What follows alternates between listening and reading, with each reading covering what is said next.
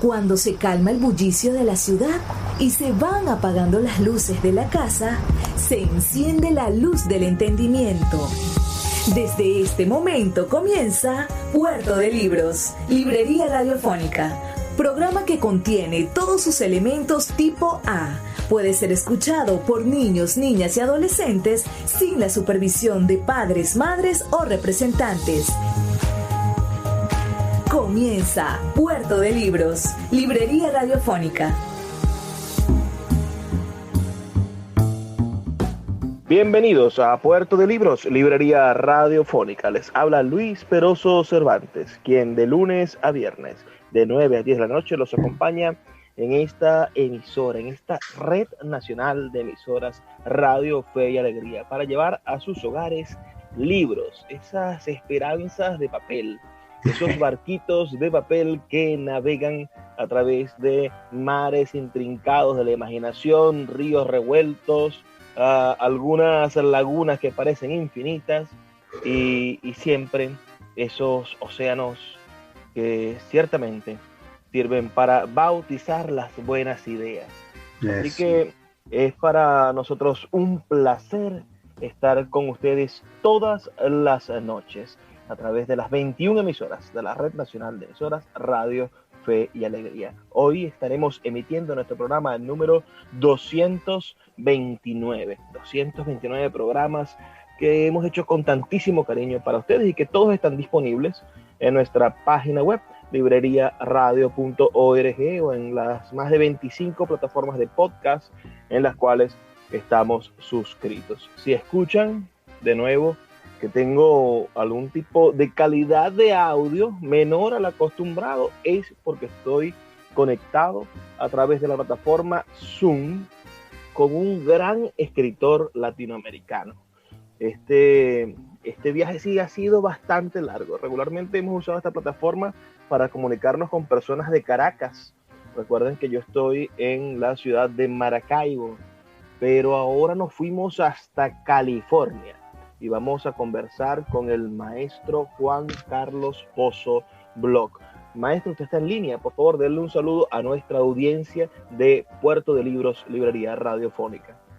Primero que nada, un saludo para ti. Muchas gracias, Luis, por invitarme. Es una gran oportunidad para compartir mis experiencias escolares con todos ustedes. Y gracias, audiencia, por escucharme, por mantenerme en sus hogares. Y espero que sea un programa que lo puedan disfrutar. Gracias.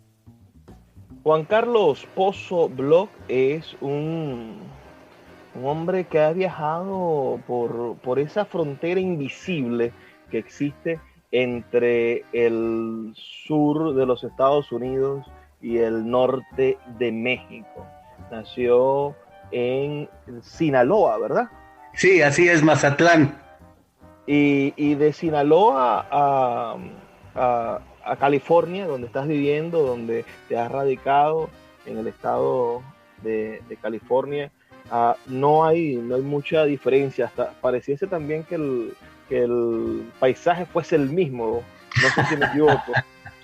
Bueno, depende de qué región estemos hablando, por supuesto, porque Sinaloa, independientemente de que Mazatlán sea un puerto que tiene bellas playas y todo lo demás, también tiene su sierra y también tiene sus desiertos, ¿ves? Pero la cosa es que yo no me mantuve mucho tiempo en Mazatlán, porque fue un poco caótico y la separación de los padres y aquí y allá. Me enviaron al Distrito Federal, a la Ciudad de México, donde casi hice la mayor parte de esa vida entre los 7 años y los 20, cuando acabo mi carrera, ¿no? Entonces, después de ahí de México, Distrito Federal, pues ya embarco en otro proyecto en Los Cabos, Baja California, y de Los Cabos sí me vengo a California. Una historia muy larga que la tengo también en un libro. Otro día será. Entonces viajamos del norte de México al centro, a la capital, a esa capital difícil de entender, una de las ciudades más pobladas del mundo. No. Mi hijo tiene 30 millones. Sí. Junto con las capitales asiáticas, es quizás la ciudad en español, la ciudad latina más poblada del mundo. Y bueno, y todo el crisol de razas que hay allí, porque México recibe toda Centroamérica, México recibe todo el Caribe, y México recibe lo que está huyendo de Estados Unidos también, y todo se concentra en Ciudad de México. Tienes toda la razón, pero no nada más eso, no nada más México, sino la Ciudad de México. Acuérdate que México históricamente, no solo económicamente y políticamente, sino también social, evidentemente, es un sistema centralizado en una ciudad como México. Entonces ahí se da todo. Todo se da en la Ciudad de México, porque ahí se concentra el arte, la literatura, la cultura, etcétera. Entonces viví eso. Yo quedé fascinado con esa Ciudad de México de la Revolución, con unas novelas de Ángeles Mastretta. No sé si será de su agrado esta escritora, pero ella contaba, creo que era en Mal de Amores, creo que era en Mal de Amores, contaba eso de que los revolucionarios llegaban, se instalaban en Ciudad de México y habían ganado la guerra. Pero bueno, pasaban 6 meses y tenían que salir a seguir la guerra en otra parte, y entraba otro. Y los ciudadanos de Ciudad de México lo que hacían era estar preparados para recibir con vítores al que viniera. Y ellos ya lo que hacían era tener un rito de entregarle el poder al que tuviese a bien haber estado esa tarde a México. Mijo, la historia de mi país está llena no de héroes, sino de mártires, de víctimas, créeme. Todos se murieron antes de poder cumplir con sus sueños, todos, o los mataron sus amigos, todos, desde la conquista hasta la Revolución Mexicana. En la Revolución nadie sabía ni con quién era el pleito. Oye, pues tú dale a aquellos. ¿Por qué? Pues porque así lo ordena el general. Pues órale, pues. No, hombre, mi hijo, una confusión mortal, claro que sí. Y el dictador, el primero de la revolución, Porfirio Díaz. Porfirio Díaz. Tuvo 20 y tantos años en el poder, ¿no? No, 32. Bueno. Nosotros y se iba a reelegir, mi hijo, se iba a reelegir. Si no es por Francisco y Madero, olvídate, se reelige otra vez. Ese era el mal de México. Mira, por eso tenemos estos estereotipos. Déjame explicarlo muy claramente. En toda esa época, casi siempre nuestra imagen hacia el exterior, incluso hasta los 50, era que México era muy feliz y daba la imagen de una sociedad que era extremadamente tranquila, con una paz envidiable, que todo el mundo vivía bien porque salían los Charritos, Jorge Negrete, Pedro Infante, que eran los grandes hacendados millonarios y vivían re bien, cuando en realidad el pueblo se andaba muriendo de hambre. O sea que era un pastel bien bonito por afuera, pero por dentro se estaba pudriendo. Y entonces la gente y el mundo cree, mexicanos, sombrero, tequila y guitarra. Son los estereotipos que tantas películas a través de tantos años nos dio a nosotros. Afortunadamente nuestro cine ha subido muchísimo y ya le estamos dando otra imagen al mundo. Claro, pero el Indio Fernández, por ejemplo, también... No sé, a mí me encantan las películas. No, fantástico. El arte. Claro, un artista espectacular, pero también que mostraba, ¿no? Que el indito puede agarrar a la mujer con fortuna, que por ejemplo, siempre una vida, más o menos tuvo ciertas 2, 3 películas en donde fue un tragedión, sí, pero acuérdate que el indito en esas películas, al último, como Tizoc, al último, pobrecito, más o menos agarraba a la mujer rica. Sí, Tizoc es estupenda película con Pedro Infante. No sé si ustedes, la audiencia, lo ha escuchado. Recuerden que pueden reportar su sintonía, enviar sus comentarios al 0424-672-3597. Nos atañe hoy la visita de Juan Carlos Pozo Bloch por 2 libros realmente. Acabamos de editar uno recientemente, pero el año pasado nos dimos el tupé, la alegría de publicar el primer libro de Juan Carlos Pozo Bloch, titulado El ombligo de la luna, que no es sino la traducción al español del nombre de México. Así es. México significa no sé si en náhuatl, ahí me va a corregir usted, sí. El ombligo de la luna en náhuatl. Sí. Pero es un libro muy curioso porque a primera vista, y para todos nosotros, es una especie de libro de relatos de terror. Hay un montón de cuentos de aparecidos, hay un montón de relatos de lo que podrían ser los cuentos de nuestros pueblos, de leyendas transformadas que evidentemente son literatura y muchas son tu invención, pero tiene el tono de la leyenda. Pareciese que estuviésemos escuchando al abuelo contar la historia, o pareciese que estuviésemos con los compañeros en una noche bastante oscura y nos estuviesen contando algo para aterrorizarnos y al mismo tiempo para conocer mejor el mundo. ¿Por qué llamarlo el ombligo de la luna, como México? Sé que hay un relato que tiene ese nombre. Y después, ¿por qué el tema terrorífico? Si es que es terror realmente, aunque podríamos asumir que no es terror, sino que es una metáfora de la nación. Mira qué buen punto, Luis. Ya me diste tarea. Bien, mira, el ombligo de la luna primero, porque ahí me hice yo, ahí se formaron mis fantasmas en México. Y muchas de las historias, Luis, es mi sentimiento autobiográfico, porque por años, tengo que decirte esto, por años en las casas donde yo viví, no solo en Mazatlán, porque ahí empezó, y tengo una sección en el ombligo de la luna que dice Trópico de Cáncer, y ahí te digo mis inicios con los fantasmas cuando era yo chiquito en Mazatlán. Pero cuando me muevo a México, todas las casas donde yo viví con mi madre tenían cosas muy raras, o estaban embrujadas o estaban hechizadas. Había gente ahí que eran brujas, que trabajaban, que hacían maleficios, que hacían fetiches. Entonces fueron muchos años, no una noche ni 2 noches, fueron muchos años, si no de vivir con fantasmas, porque esa ya suena superchería, sino de vivir con ellos, sí sentirlos dentro de uno y experimentar el horror que se siente de fenómenos que no te puedes explicar. Y entonces no soy yo el único que experimentó esos fenómenos, sino todos los demás en mi casa. Siendo que pude sentir esto, lo puedo proyectar en otros cuentos con mi imaginación, parecidos a lo que yo sentía de joven y de chico. Bueno, te voy a detener allí, Juan Carlos, porque nos estamos acercando al límite de este segmento. Ustedes que nos están escuchando pueden escribirnos un mensaje de texto al 0424-672-3597 o en nuestras redes sociales @librería radio en Twitter y en Instagram para reportar su sintonía.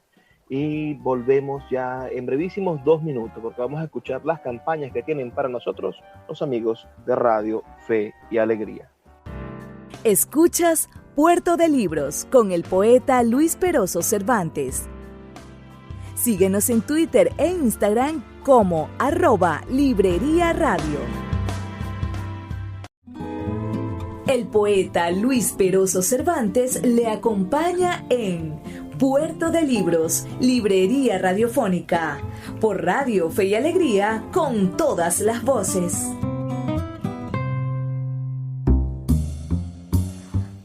Seguimos en Puerto de Libros, Librería Radiofónica. En este sonido que ustedes están escuchando un poco de lo que están acostumbrados, es porque estamos en línea, viajando kilómetros de distancia hasta el estado de California, en Estados Unidos, para conversar con el escritor Juan Carlos Pozo Bloch, uno de los autores de Sultana del Lago Editores, autor del libro El ombligo de la luna, un hermosísimo libro de relatos donde se desnuda el alma del mexicano y del latinoamericano, donde superamos quizás aquella idea del realismo mágico que naturaliza lo mágico y nos vamos hacia una especie de narrativa de lo extraordinario, de narrativa de la presencia mágica que no la normaliza, sino que dice: estoy viendo al monstruo y este monstruo no es normal. Sí. que lo diferencia de García Márquez, porque yo pienso en los muertos de 100 años de soledad, en Aureliano II, creo que es que se devuelve muerto en el vagón de donde hubo la masacre de Barra Negra, y él en su casa hasta le sirven comida y tiene su cuarto y todo, así está súper naturalizado el muerto en la casa. En cambio, en El ombligo de la luna no es así. El narrador de verdad te pone los pelos de punta y te dice, hey, un momento, por aquí pasa esta maestra que hizo tal y tal cosa, por aquí pasa este fantasma que hizo tal, qué pena por esta razón. Sí. Cuéntanos, que nos dejaste abierto en el segmento pasado, ¿por qué el ombligo de la luna? ¿Por qué la metáfora de México? Porque México es uno de los países con más fantasmas en el mundo. La cantidad de leyendas, cada pueblo tiene su fantasma, cada tío ya vio a la Llorona, cada abuelo ya vio al diablo. Uy, mano, México es el país de los fantasmas es el país de Juan Rulfo, es el país de los muertos vivientes. Lo puso perfectamente en su Pedro Páramo, no en su Llano en Llama, porque ahí era real. El Llano en Llamas es una especie de la vida superficial de la miseria del campesino mexicano, pero Pedro Páramo ya es otra cosa. En Pedro Páramo ya se distingue lo que puedes ver dentro de ti. Yo no estoy hablando de que Remedios se elevó al cielo y todos vieron elevarse a Remedios al cielo y nadie dijo nada, lo tomó natural, o que le volaran mariposas a Mauricio. Nadie decía nada porque lo tomaba natural. No, aquí no. Aquí es real. Aquí es lo que pasó dentro de uno o afuera de uno que nunca se pudo explicar. Y faltó muchísimas cosas. Ya estoy elaborando en El ombligo oscuro de la luz, que ya será la segunda parte. Pero hay muchísimas otras cosas inexplicables. El mundo de los mexicanos se nos acerca Halloween, ¿no? Que los gringos lo tienen, no puedo decir gringos sin ofender, ¿verdad? Sí, hey, soy mexicano. No, yo no estoy en eso de politically correct. Gringo es gringo y tiene su contexto histórico.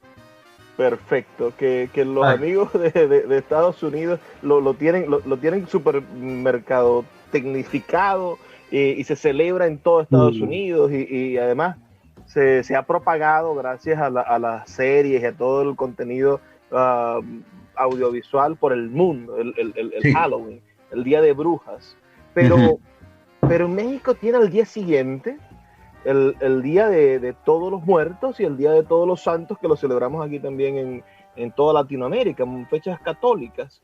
Pero ese Día de los Muertos en México se ha también visibilizado muchísimo y no sé, aquí peco yo de ignorante, si es una tradición propia del norte de México o del sur de México, pero pareciese que simbolizase en la actualidad todo México. ¿Cómo maduras tú esa tradición? No, yo creo que es un fenómeno cross-cultural, nada que ver uno con otro. Halloween es una cosa, Día de Muertos es otra. Día de Muertos es totalmente del lado latinoamericano, absolutamente. Y es un ritual religioso. Nada que ver con una historia europea que nos llega del aquelarre de las brujas de Halloween, en donde salen todas ellas a empezar los conjuros del mundo y empezar a asustar a la gente. No, nada que ver con eso. Lo que pasa es que México está tan cross-culturalizado por Estados Unidos que muchas veces el Halloween se arrastra hasta Día de Muertos y siguen los niños en la calle. No me da mi calavera, joven. Oye, mi hijo, ya estamos en diciembre. Ándele, mi calavera. Entonces se juntan los dos. ¿Por qué? Por cuestiones de mercantilismo. Claro. Y respóndeme esto, ¿es una manifestación del norte de México o del sur de México? ¿El Día de Muertos? Ajá. No, el Día de Muertos es del centro de México, más bien. Más bien. Y tiene que ver, según he estudiado o según he leído, creo que tiene que ver mucho también con las poblaciones indígenas. Fue una forma... Absoluto.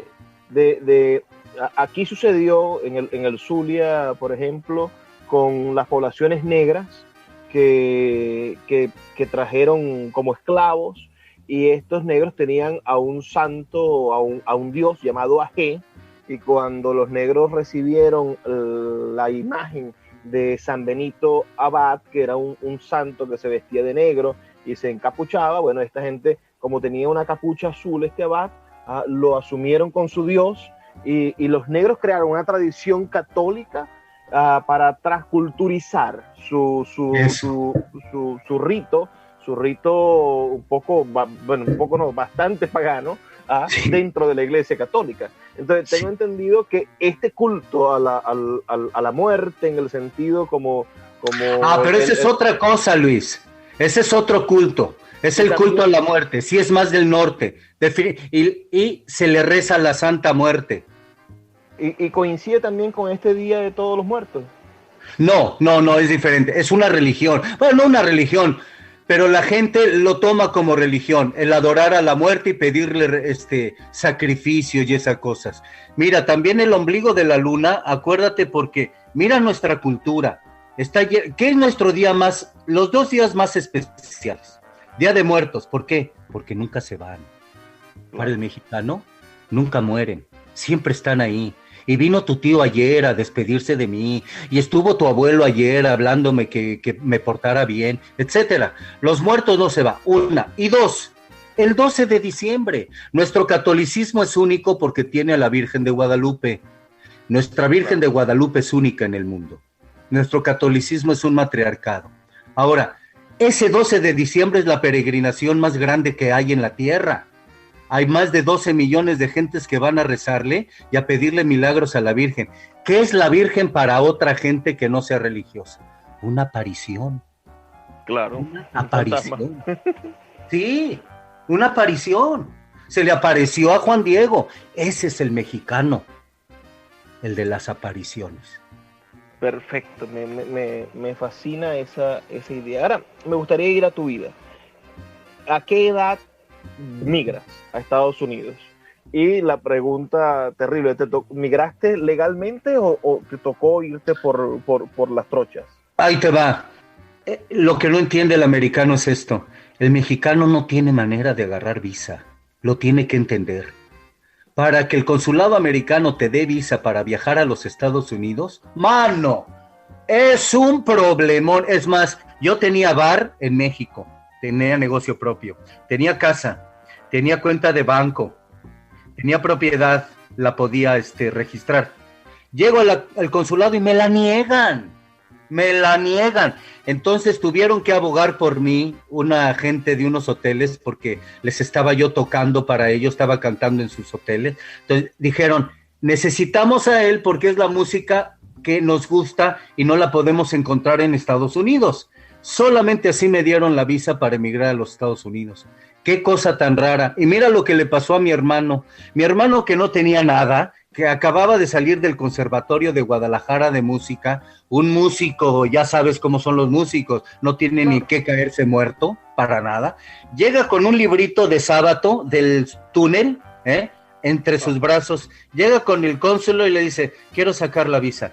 Y lo ve y como que se la iba a negar y dice, ¿qué estás leyendo? El túnel de sábado. ¡Wow! ¡Es my favorite book! Es mi libro favorito. Se ve que estás trabajando bien en la vida. Nada más por eso te doy la visa. ¡Wow! Pero qué lotería.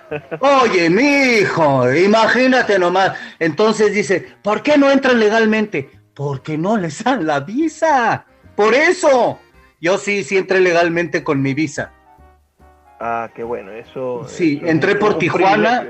Privilegio. Sí, un privilegio total. Entré por Tijuana, con mi visa y con otros 4 muchachos, porque íbamos a hacer un viaje a Canadá, a grabar un disco que nunca pasó, nos detuvimos en el camino, se acabó el dinero y quedamos atorados. Ese es otro libro. Entraste como músico, ¿y cómo terminas como educador, que es tu profesión actual? Te digo que por accidente, la vida pone las cosas en su lugar. Estando yo en Estados Unidos, yo canté en las calles, mi hijo. Yo canté en lugares ahí, tuvimos mucho éxito y todo, pero entré a una escuela nada más a ayudar a los maestros y me dijeron, si tienes ya una licenciatura, puedes aplicar para sacar una credencial de maestro. ¿En serio? ¿En serio? Entonces arreglé mis papeles en México, saqué mi tesis, saqué mi título, regresé y me dieron una chamba de maestro provisional en lo que sacaba mi maestría de educación y ya podía enseñar en Estados Unidos.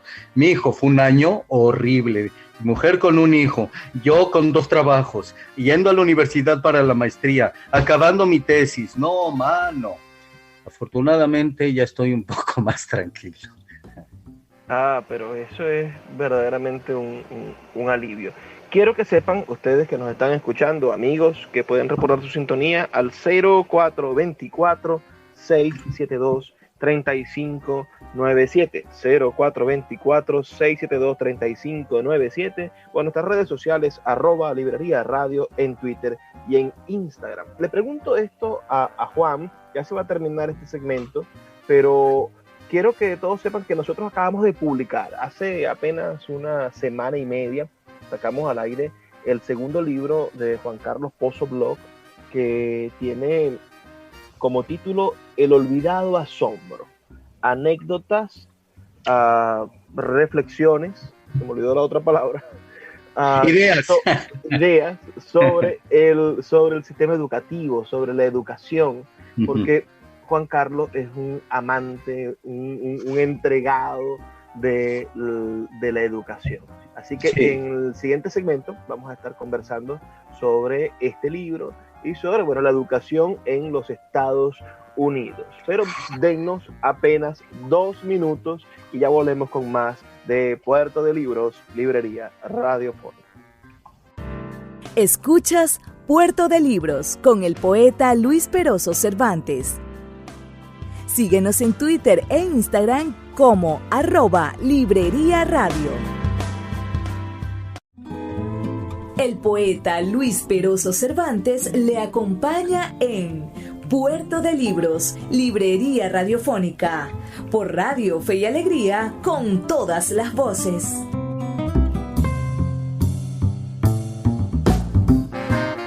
Seguimos en Puerto de Libros, Librería Radiofónica, este espacio que hacemos con tantísimo cariño todos los días para ustedes. Recuerden que pueden reportar su sintonía al 0424-672-3597 y decirnos de qué parte del país nos están escuchando. Estamos con el escritor mexicano, con el escritor sinaloense, eso. Juan Carlos Pozo Bloch, que es educador en Estados Unidos actualmente, pero también es músico, compositor, poeta, narrador, ensayista. Ha hecho, creo que de todo, sin decir mentiras, pero ahora estás dedicado y sacaste tu maestría y tienes todo tu componente educativo para... La vida te llevó a eso, después de haber estudiado comunicación social, que sería el equivalente aquí en Venezuela. Tú me dijiste que era algo como ciencias de la comunicación o algo así. Sí, sí. Entonces, cuéntanos un poco la experiencia que te llevó a escribir este libro, El olvidado asombro. ¿Cómo es ser docente en Estados Unidos? Mira, cuando lo empecé, nunca lo empecé pensando en un libro. Nunca. Tengo mis archivos y digo, este archivo solamente va a ser para mis cosas de escuela. Por ejemplo, entonces a través de los años, muchos años, más de 2 décadas de enseñanza, con los de high school y los adultos. Tantos tiempos, son 8 horas diarias con ellos, ¿cómo no los voy a conocer? Entonces, como a través de los años vi lo que había escrito y me entró no solo una nostalgia, sino una epifanía de decir, la educación es esto. Y necesito comunicárselos a mis colegas que a lo mejor no lo entienden, porque así yo la entiendo. La educación es sumergerte en las venas de tus estudiantes. ¿Para qué? Para que tú seas la sangre que les bombee ese ánimo. Es importantísimo. Lo primero que hay que ver en la educación son ellos.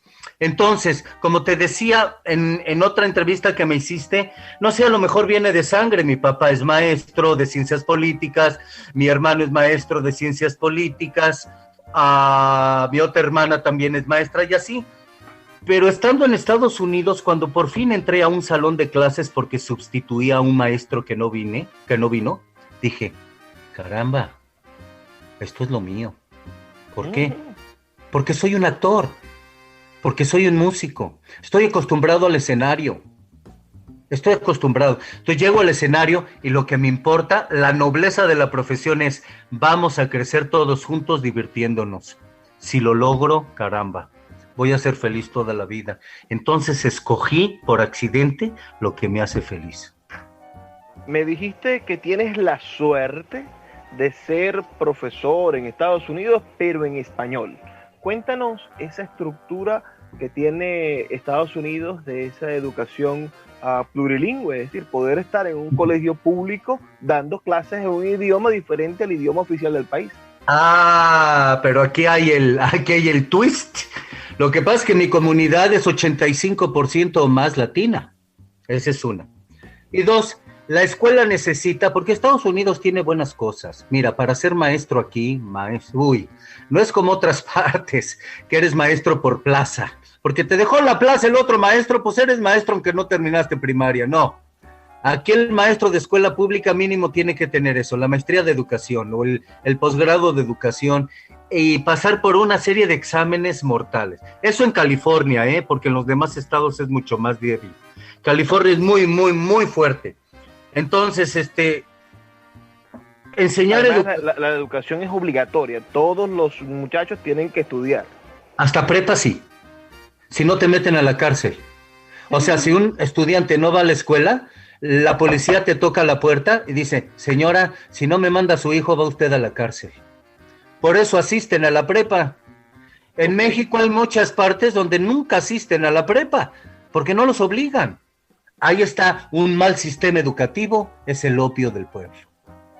Así comienza, para que ustedes sepan, muchachos, el libro de Juan, la primera reflexión de su libro, sus primeras palabras, para quienes nos escuchen, es esa reflexión. Él habla sobre los marxistas que planteaban que la religión era el opio del pueblo. Después habla de otro filósofo que decía que el fútbol era el opio del pueblo, pero él llega a la conclusión, y ese es el abreboca para todo su libro, que el verdadero opio de un pueblo, lo que lo mantiene dormido, lo que lo mantiene drogado, lo que lo mantiene fuera de sí, no es más que tener un sistema educativo diseñado para el fracaso. Sí, y está diseñado para eso. Te decía porque quería saber las divisiones. Bien, en esta escuela entonces, la mayoría de las clases son en inglés, independientemente de que la comunidad sea latina. Y hay clases en español para los que hablan español, que es la mayoría de la escuela. Pero esas clases, fíjate qué ironía, son las que los hacen avanzar más en sus clases de inglés, porque así es el lenguaje. Mientras mejor aprendas uno, la transferencia de habilidades al otro lenguaje es mucho más fácil de hacer. Entonces, mientras más inteligente seas en español, el inglés se te hace mucho más fácil. Das clase de lengua, es decir, das clase de literatura. Y de lengua, y de lengua española, o sea, de gramática y semiótica y todo eso, sí. ¿Tienes, desde que comenzaste, dando esa clase de lengua o te tocó dar algún tipo de clase diferente? No, he dado como 20 clases diferentes, pero una de ellas por muchos años fue ELD, que le llaman English Language Development, el desarrollo de la lengua en inglés. Entonces, por muchos años fue eso, y no entendían cómo mis estudiantes avanzaban tan rápido. Y yo les decía, muy fácil, porque los tengo 4 horas diarias conmigo, les enseño español, literatura, les enseño los conceptos en español, y luego en las clases de inglés que tenga con ello, los aplicamos en inglés, y se van muchísimo más rápido. Y en efecto, se iban mucho más rápido. Tenemos entonces a los muchachos de tu libro, El olvidado asombro. Cuéntanos, o revélanos para las personas que nos están escuchando y que yo desearía que tuviesen la oportunidad de comprar este libro, que apenas pase la pandemia pondremos algunos ejemplares en las librerías de Caracas y muchos de ustedes podrán adquirirlo en formatos virtuales o en impresión bajo demanda, solicitándolo en nuestra página web aquí en Venezuela, se lo enviamos por correo. Y a las personas que nos escucharán por el podcast y sabrán que ya está en Amazon y Google Play Books, cuéntanos esa metáfora del olvidado asombro. ¿Cómo se descubre? ¿Cómo se recuerda ese asombro? Por esto, el muchacho se levanta, va a la escuela, llega a la casa, tira la mochila, se va a su cuarto, se encierra, se pone los audífonos, se olvida del mundo. No sabe que estando en la escuela, todo lo que está pasando, todas las interacciones que es realmente asombroso. Y se dará cuenta después, pero lo olvida en el momento. La vida misma, cómo está floreciendo en sus venas, cómo está floreciendo en su intelecto, en su mente, después de leer a Borges, a Márquez, a Rulfo, a Fuentes. ¿Qué pasa? ¿Cambias? Sí, cambio. ¿Pero por qué no te asombras que estás cambiando? Porque se me está olvidando que estoy cambiando. Exacto. Por eso estás cambiando. Porque se te olvida que estás cambiando y nada más lo estás disfrutando. Genial, verdaderamente. Cuéntanos que este sistema educativo norteamericano que tiene sus bondades. A mí Sí. Lo de la educación obligatoria en Venezuela fue un logro. Venezuela fue uno de los primeros países en Latinoamérica que instituyó la educación obligatoria, la instrucción pública universal y gratuita, Sí. por allá por el 1870. Y bueno, fue uno de los logros de nuestra democracia en el siglo XX, crear escuelas primarias en los pueblos más inhóspitos e imposibles de Venezuela. Ahora nuestro país lamentablemente padece de cosas inhumanas. Nuestro sistema educativo está en uno de los peores momentos de su historia. Ya hemos denunciado muchas veces aquí en nuestro programa la manera inhumana, Juan Carlos, cómo maltrata el Estado a nuestros docentes.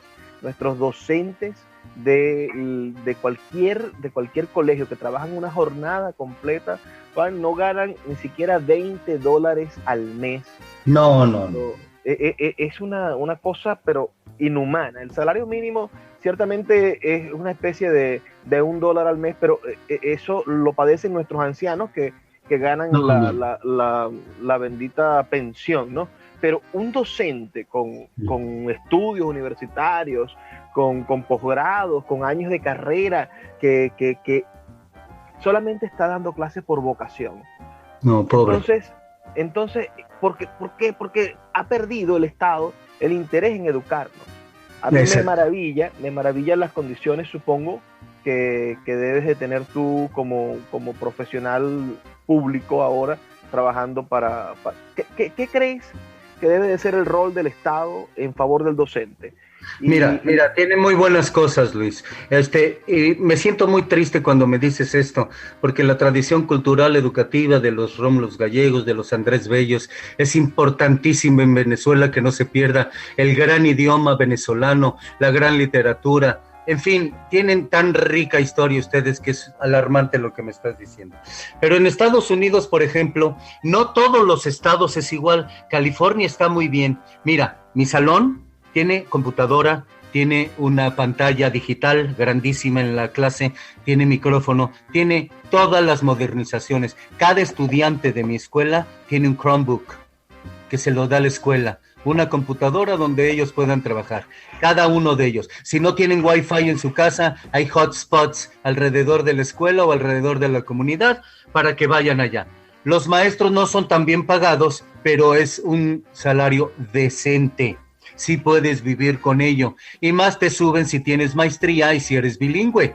Sí, pero créeme, yo trabajo 3 trabajos, mi hijo, y enseño hasta en la noche clases, a lo mejor por vocación, pero no creas, no siempre alcanza el dinero, y los maestros siempre hemos sido explotados. ¿Por qué? Porque el Estado no le da la importancia que necesita, y así mantiene a la población calladita, estúpida, como zombie, manipulable.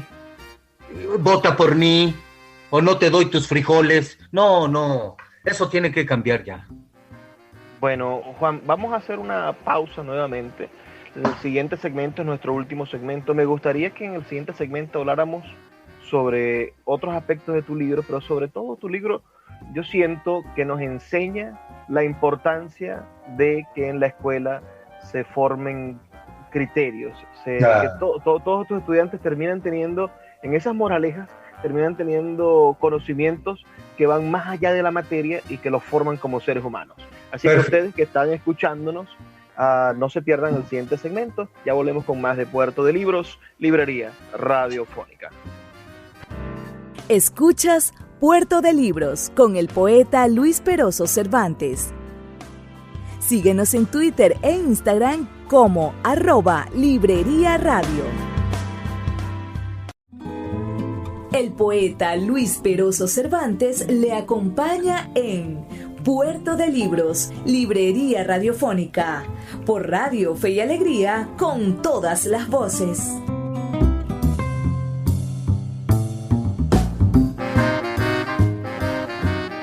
Seguimos en Puerto de Libros, Librería Radiofónica. Ya llegamos al final de nuestro programa. Este es nuestro último segmento, pero no por ello el menos interesante. Estamos con el gran Juan Carlos Pozo Bloch. A mí me gusta utilizar los superlativos, decir que mis escritores son grandes, porque yo tengo una infinita confianza en que esto que estamos haciendo, esta semillita que puede parecer una gota de agua en el mar, es algo trascendente para el instante que nos ha tocado vivir. Tenemos que esforzarnos siempre por creer en la inmortalidad de este instante, y que el destino me haya dado la oportunidad de editar 2 libros de Juan Carlos, del maestro Pozo, es para mí un inmenso privilegio. Primero, El ombligo de la luna, que es un libro bellísimo, verdaderamente enternecedor en su manera de contarnos el mundo mágico en el cual vive. Y después este otro que sí supera todos los límites de la ternura, porque nos enfrenta a una persona que ama lo que hace. Y cuando uno consigue a alguien que habla con amor, cuando uno consigue a alguien que porque quien está enamorado, cuando se pone bravo con toda la pasión. Cuando se vuelve feliz, cuando está feliz, bueno, se desgana en la felicidad. Cuando se pone triste, bueno, esos son mares de lágrimas, pero es porque está enamorado y no puede hacer las cosas sino con una entrega total. Y este libro, el olvidado asombro, es una entrega total a la educación y a la importancia que tiene esto para salvar al mundo. Y puede parecer que sea retórico esto decirlo, pero eso está cifrado en tu libro, en que la única manera de cambiar en positivo o de mantenernos en ese asombro, de transformarnos siempre y de transformar nuestra sociedad de granito en granito, es educando y siendo parte de ese proceso. Cuéntanos, por favor, ¿cómo ves tú la misión del docente, de ese docente que tú encarnas en el individuo del alumno? Y después háblanos sobre cómo funciona en el alumno esa repetición, ese cambio necesario de la creación del ciudadano, lo que te comentaba hace un rato. Mira, el maestro generalmente aprovecha la situación de que su salón es su reino. Afortunadamente tenemos eso en nuestra profesión. Somos muy autónomas, tenemos mucha autonomía en lo que es nuestra clase. Y vamos a hacer de nuestra clase lo que realmente nosotros queramos hacer. Entonces, el proceso de pasar información del maestro al estudiante es lo que menos debe pasar en una escuela. Pues mejor me voy a internet, leo Google y ya tengo la información. Eso no es escuela. El maestro no puede nada más llegar, aquí está mi lección, ya les informé, ustedes lo absorben si quieren, si no, traigan el examen. Porque ese no es maestro, ni siquiera es instructor. Es un mensajero de información. Eso es lo que es, un mensajero de información. No, el maestro se tiene que arremangar las mangas y sumergirse con ellos. ¿Por qué no te pareció bien esta novela? Pero, ¿cuál es tu punto de vista? Pero, ¿cómo es posible que digas eso y defiendas un individuo como este, teniendo estas características? Yo estoy de acuerdo, maestro, que bla, bla, bla. Eso es. Las dinámicas de salón, ¿quién eres tú? Mira, Jorge no vino hoy, chin, estamos tristes. ¿Por qué? Porque alguien que realmente importa en la clase no vino. Esas son las dinámicas que uno tiene que entender. No si aprendiste la lección o no aprendiste la lección, eso no sirve para nada en la vida. Lo que sirve para nada es que el maestro y el estudiante, entre ambos, sean sendas energías, que se abran las dos, los horizontes, para poder absorber lo que más puedan de todos los días de la vida. Y eso nada más se logra físicamente. Virtualmente nos partió el queso, mi hijo. Virtualmente le partió el queso a los niños en la escuela. ¿Tú no crees en la educación entonces por computadora?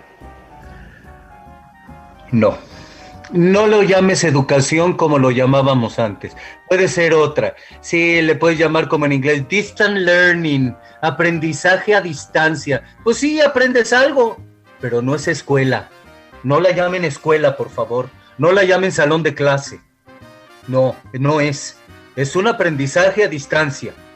Sí, pero yo no te veo los ojos. Yo no te digo, uy, ¿ahora qué pasó, mi Luigi? Ya te hicieron de chivo los tamales, cuate. ¿Por qué? ¿Ahora qué pasó? Me cuenta su experiencia, le doy un consejo, aprende mucho más que lo que haya leído en la página 34. Claro, aquí en Venezuela y en Latinoamérica en general hay muchísimas dificultades para la educación a distancia. Abundan esos memes de que no hay igualdad de condiciones. No. Un niño pobre no puede conectarse a internet, en Venezuela mucho menos. Es decir, la internet se ha convertido en un privilegio por los altos costos que tiene los servicios privados.